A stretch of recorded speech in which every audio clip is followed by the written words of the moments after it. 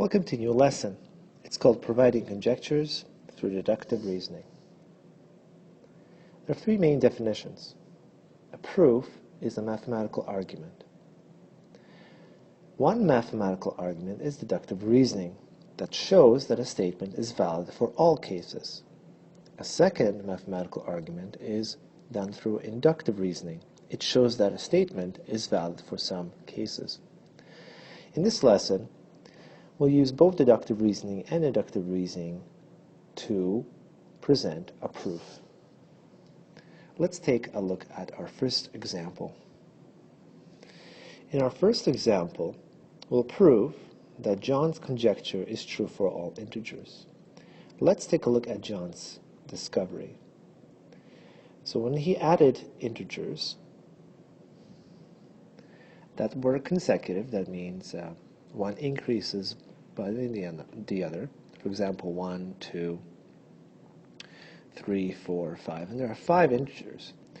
He claims that whenever you add 5 consecutive integers, the sum is always 5 times the median of the number. So let's talk about this median. He said that the median of all of these, well, this one is 3, this one is 13, and for the third example, it's -1. You've noticed that if we multiply that middle value, the 3, in this case by 5, we would get the sum of the 5 consecutive integers. So for the second example, we have the middle number as -13, and if we multiply this by 5, we get -65, as well as the middle value for the third example is a -1. The middle of 1 multiplied by 5 is, of course, -5. So what he did here is used inductive reasoning to show that for 3 examples, it will always work out. But the question is asking not for inductive reasoning, it is asking for deductive reasoning. And how do you know? Because it asks for all integers. The word all tells us that we have to use deductive reasoning. When we use deductive reasoning, we would have to use variables. And usually we'll use the variable x. So now we have to show a proof, a mathematical argument using deductive reasoning. So in this case, he says that 5 consecutive integers add up, and the sum of the integers is the multiple of 5 of the middle one. So let's first start with our first integer. And let's call that integer x. Since the next integer that we have to add up is consecutive, it is really x plus 1. It's the next integer. Then the third integer is x plus 2.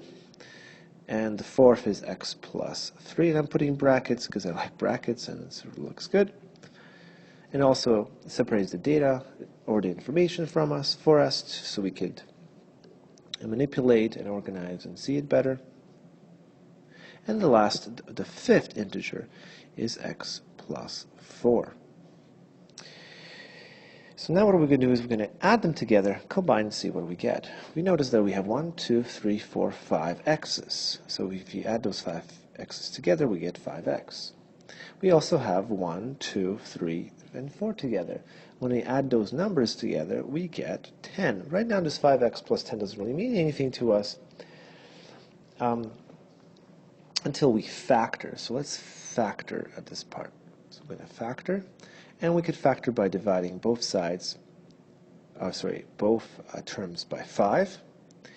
That means on the left-hand side we have 5, and what's remaining is 5 divided by 5 is 1, so we have just x, and 10 divided by 5 is 2. So now we have 5 times, and x plus 2 really is our middle value or our median.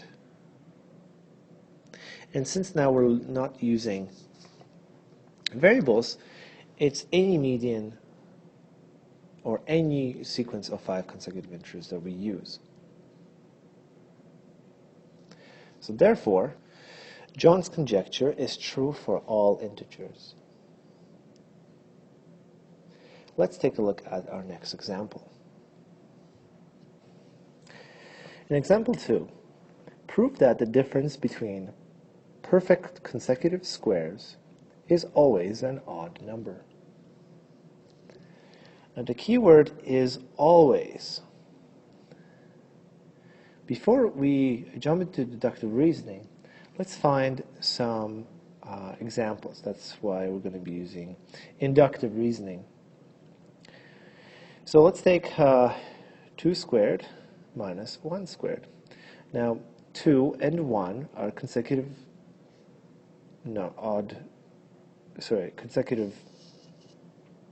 perfect squares. And when we subtract the two, that's why the difference in the question, we will get the value of 3. The next consecutive perfect squares are 3 squared and 2 squared. If we subtract those, we'll get 9 minus 4, which is 5. The next consecutive, we have 4 squared minus 3 squared. And we get 9 as the answer. Notice that all of these are odd values. So all the results are odd thus far, but we've only done 3. In order to do all of them, we need to use variables. So here is our proof. So we write our proof with the word proof, and we're going to use deductive reasoning. What we'll need to do is, instead of a number, we need to pick a variable, and that variable is going to be x. And since we're dealing with perfect squares, we're going to use the square of the exponent of 2. The next consecutive perfect square is x plus 1 squared. And since we're using the difference, we're going to subtract the 2, the largest one from the smallest.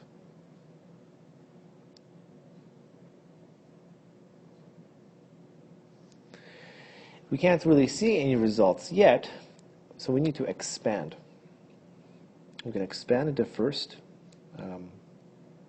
perfect squared and recopy minus x squared. Now when we expand this, we need to distribute. That means we'll multiply x by x, which is x squared. Then we'll multiply the 1 by the x, and we'll get plus x. X times 1 is just plus x. And now we have 1 times x, which is just x, and 1 times 1, which is 1. Recopy the negative x squared. The negative x squared and the x squares will cancel, and what we'll get is really 2 x's plus 1. And this is our simplified version. You may not recognize this, but this is representative of any odd value. What do I mean by this? Let's say x is any odd number. So let's say x is, let's say it's 10. So sub 10 for the x, what will we get? We will get 21. Say x, the number that we're choosing for our consecutive squares, is, let's say 51. 2 times 51 plus 1 will give you 103. Notice that these are all odd numbers. The result will always be odd based on this formula. Therefore, the difference between the perfect consecutive squares is always an odd number. Let's take a look at the next example. In example 3, it says, all dogs are mammals. All mammals are vertebrates. Shaggy is a dog. What can be deduced about Shaggy? Let's first talk about what mammals are. Mammals are animals that have fur or hair where the females produce milk. Vertebrates are animals that have spines. And dogs, well, you probably know what dogs are. So what can we tell about Shaggy? What we're going to do is we're going to use a Venn diagram for this. Now, you don't have to use a Venn diagram to solve this question, but it really does help to illustrate a point. So we know that Shaggy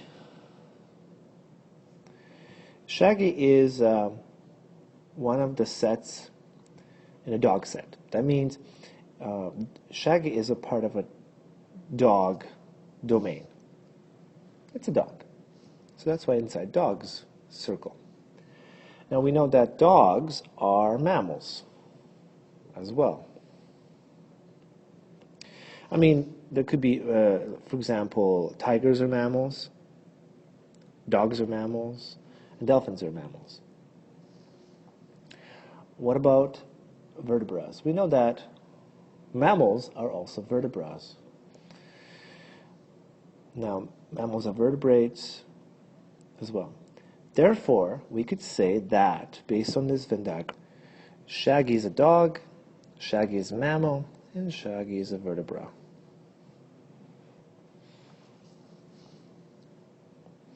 Let's take a look at one more example. In this example, we're going to prove that when two straight lines intersect, the vertical opposite angles are equal. Meaning that these two angles are going to be equal, as well as these two angles are going to be equal. So these are equal, as well as these are equal. So in order to help us understand this better and solve this problem, let's label our angles with numbers. So this is 1, 2, and 3, and 4. You could label 7 and 10, 100, or 150 to 5,000. It doesn't really matter. Usually we use integers and very small integers and whole numbers. So we're going to start with finding out what do we have to prove. We have to prove that angle 1, that's not L, it's actually angle sign, is equal to angle 2. That's what we have to prove. And whenever we have a geometric proof, geometric meaning that we have lines and measurement, we're going to set up a table. The first column will be a statement, and the second column will be, it's called the reason. And always, our proof will become the last statement. So angle 1 is equal to angle 2, and we'll have to prove it by some type of steps and some type of geometric laws that we may already know. So let's take a look at the relationship between these two lines. Let's take a look at what this line right here. And let's take a look at angle 1 and angle 3. If you add angle 1 to angle 3, it'll make a straight line. And a straight line, angle 1 plus angle 3 equals 180. And the reason for it is called supplementary angles, or the definition of a straight line. Supplementary angles. Now let's take a look at angle 2. And specifically, this line now. Now we know that angle 3, when add up to angle 2, also will equal 180 degrees. So angle 2 plus angle 3 is equal to 180 degrees, and that's called also a straight line or supplementary angles. Now you may see it that, or you may not see it, but take a look. This is the same thing. Angle 3 and angle 3 and angle 180 and angle 180. Therefore, this makes angle 1 and angle 2 equivalent to each other. It makes them equal. But before we actually set this up, let's first show that angle 1 and angle 2 equal to the same thing. So we're just going to rearrange the first equation and to subtract the first equation by angle 3. So the only way we did that is by subtraction. And we'll do the same thing to angle 2 plus angle 3 equals 180 equation. So we have angle 2 is equal to 180 minus angle 3. Now we could see for certain that angle 1 and angle 2 are equivalent to the same thing. Now subtraction. Then we could just simply state that angle 1 and angle 2 is equivalent because of what's called a transitive property. And what does this transitive property mean? Let's just do this on the side. If A is equal to B and B is equal to C, then obviously A have to equal to C, and that's a transitive property.